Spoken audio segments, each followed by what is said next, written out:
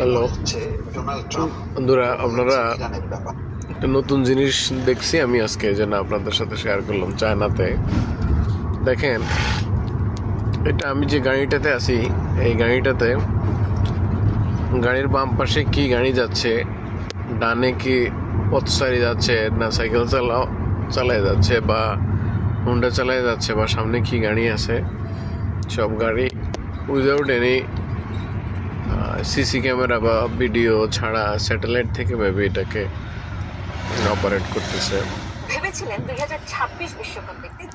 জিনিসটা আমার কাছে একটু যুগান্তকারী মনে হলো। এই যে দেখেন,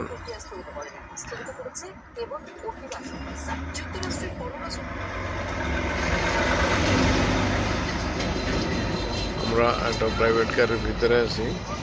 এই যে ড্রাইভার সাহেব গাড়ি চালাচ্ছে।